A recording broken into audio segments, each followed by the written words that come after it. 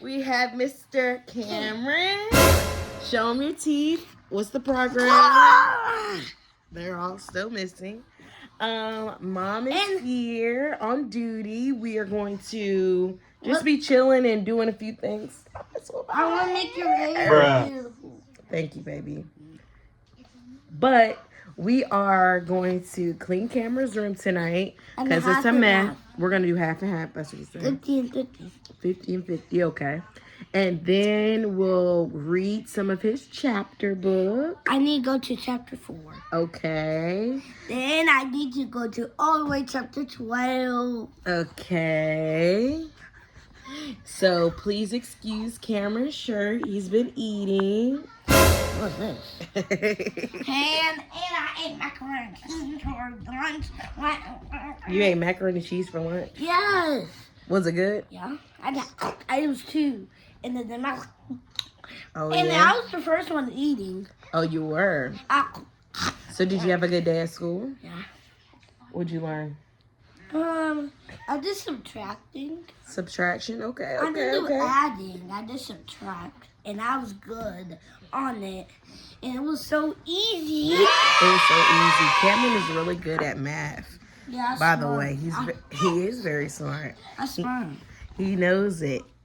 Wait, tell me a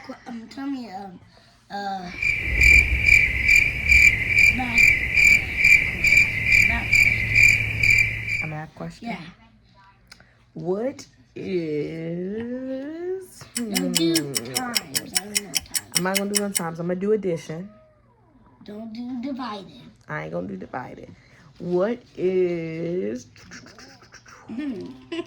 What is 4 plus 2? 6. You know it too, Scarlett? What is... Okay, Scarlett, you let him know. You smart too, okay? What is... Give me a hard one. A hard one, like...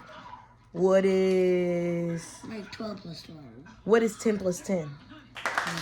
Okay, he said it like this, 20. Okay. Another one. One more, and then it's back to cleaning your room because he's trying to get out of it. 2 more? Yeah. All right, 2 more, and then we're back to cleaning the room. 2 12 plus 12. What's 12 plus 12?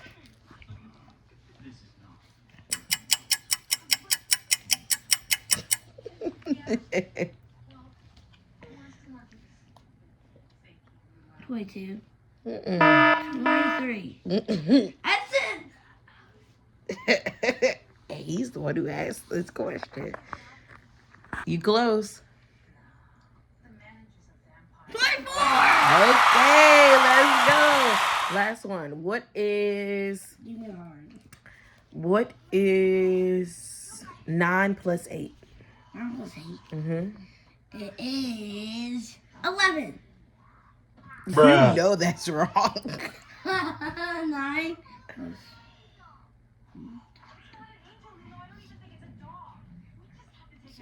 22. 17! I think he likes playing. Well, I'm just going to take y'all along the ride for tonight. Guys, look at this. Maybe Guys, a little story time. A scary book. Okay. And I need y'all. But I'll check back in with you. We're going to clean Cameron's room, right? Yeah. Bye. All right, guys. We finished cleaning Cameron's room. How does it look? Yeah. Are you going to keep it that way? Yes. We'll see. Sometimes I mess it up a little. Just a little bit, but we all mess up our room. We just got to make sure we clean it up, right? Yeah. We don't want it messy. Yeah, we don't want no messy room. Hey, guys. Look, I'm on chapter... What chapter is that? 3. So every day after school, a little later, not right after school, Cameron has to read, right? Yeah. And it's 12... It's 12 chapters. 12 chapters. So That's not that much. No, not too bad. So we're going to sit here and read and listen to Cameron. Hey, guys. You going to read a little bit for him? No, I'm going to read the whole thing. I don't know if we can do the whole thing. Mommy. We'll just do a little bit. Read this, Mom? Yeah, you got to read all that. What does it say, Mom? His story? Uh-huh. His story is fine. If I had... clone. Life would be Twice. as much, but he could do my homework for me. He could get up early and go to school while I stayed in bed. He could do my Chores. around the house. And I do something. And Always. eat a Broccoli. and Spinach. spinach. And at dinner, ew! Hey guys, I'm back without the kiddos. They are actually in bed, bathed and in bed, you know, how as mothers do. But I decided I think I want to do a little story time in continuation of the other two clips that you all seen. So I know in the previous clip you all seen Cameron reading, and to you all it may seem like a normal thing, but from this mother it is a miracle. And what I mean by that is Cameron is 7. When Cameron was roughly 2, you know, I had my mom probably more than likely saying, you know, Kira, he's not talking that well. Like, he's not formulating sentences. And in my mind, immediately, I'm like, hold on. I understand what he's saying. But I'm his mama, so I'm around him. So, of course, I'm going to understand what he's saying. But to others, they did not know what he was saying. So, of course, I heard her, but I just did a little, you know, 1, 2, because I ain't trying to hear that. But on his 2nd birthday, you know, he went to the doctor for a regular old checkup, normal checkup. If y'all see me keep looking down, I'm looking at the baby monitor. Little mama is sleeping. So you might hear a beep because if she moves, it beeps. Anyway.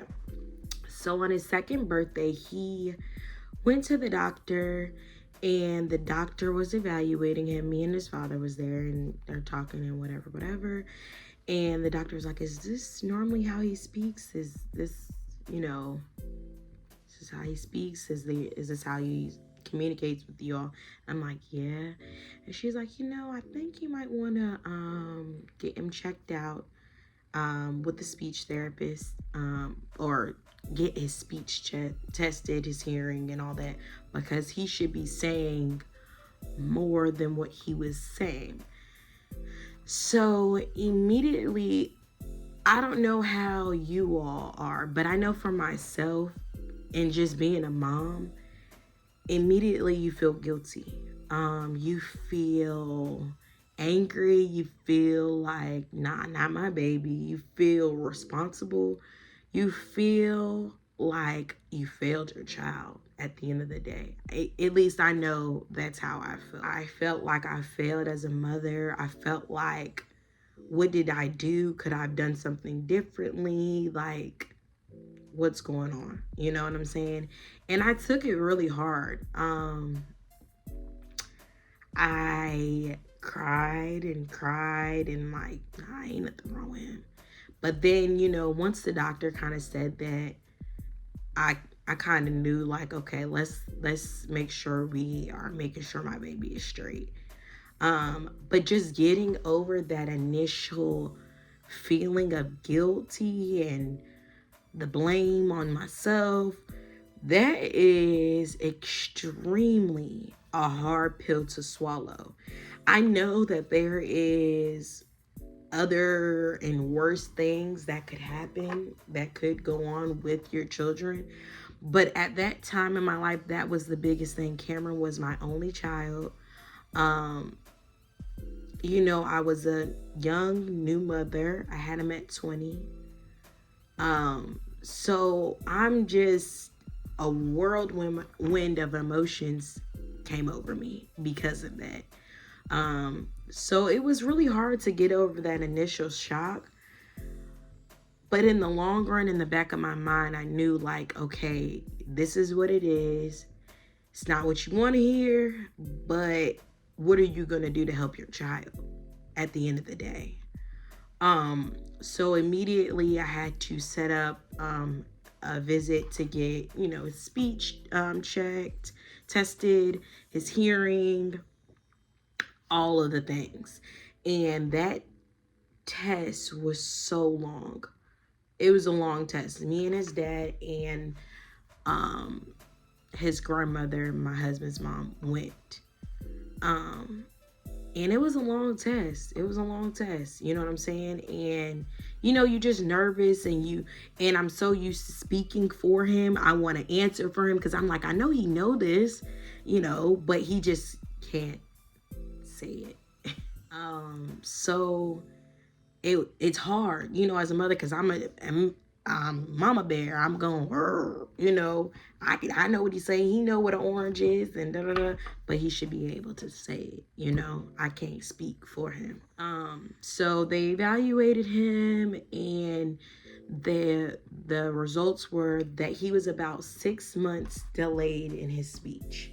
So at the time he was like 2 and some change maybe, and he was 6 months delayed as far as his speech, what it should have been. So obviously they recommended speech therapy. They tested his hearing too. Hearing was perfect, fine. But they did recommend speech therapy. So I had to find a speech therapist, and I had to swallow my pride and let them help my baby, because at the end of the day, you do more harm by hindering what they need. You know what I mean? So if I didn't react or if I just ignored it, I'm doing him a disservice as his mother. He needs the extra help. Why am I so hell-bent or upset behind this? Like, do what you need to do for your child at the end of the day.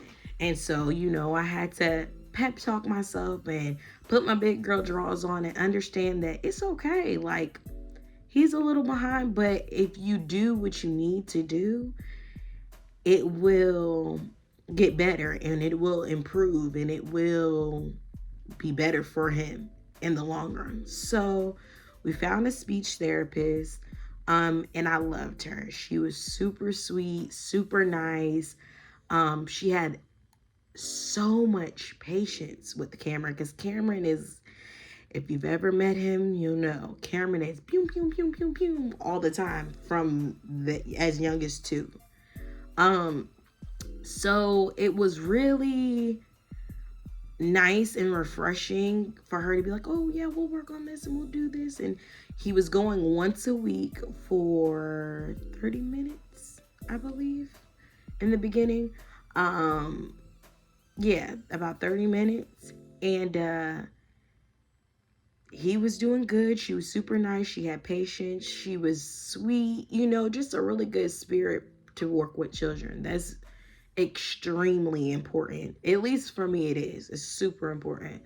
So speech therapy went well, but me and my husband, we decided to move. And with us moving means I had to find a new speech therapist, and I was nervous because, you like who you like. And she worked so well with Cameron. I really didn't know if anyone could top that or if anyone could handle him. I know my child. So I just was unsure. So we moved and, got situated and acclimated with where we moved at. And we found a speech therapist shortly after us moving. It didn't take too long. And immediately I got him right back in, because I did not want a gap in between his sessions he was used to going. I didn't want him to get out of his rhythm. I didn't want him to get delayed anymore, even more than what he was, because I'm just pushing it on the back burner, because we move. Like, that's not his fault. As a mother, it's my responsibility to make sure that it's straight. You know what I mean? So we moved, we found a new speech therapist, and she was phenomenal. You know, she was excellent, you know, wonderful, super sweet.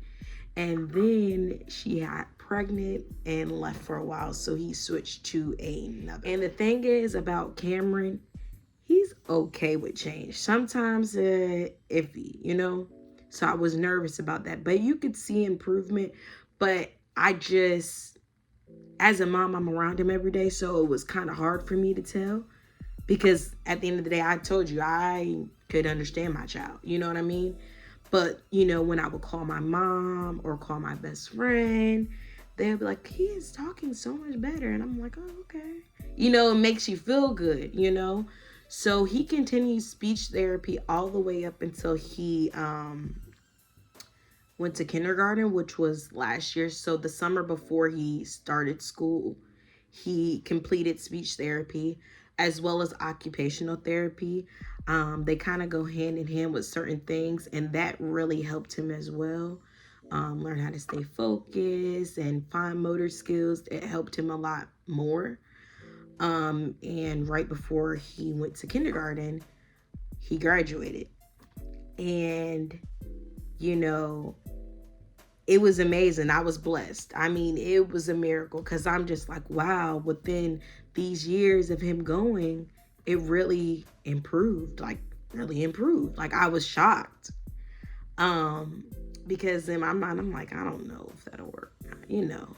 But it really did. And as y'all can see, it's living proof. You hear him speaking. And even in kindergarten last year, Cameron, he's a miracle. I mean, that's all I can say, is because in kindergarten, his teacher was like, he is one of the top readers, reading above a kindergarten level, knows, they have like a list of 100 words. Cameron knew probably about 90 of them off the gate, you know. He is reading well, and now he's in first grade, and same remarks, reading phenomenal, out the water. And he's reading a chapter book, y'all. Like,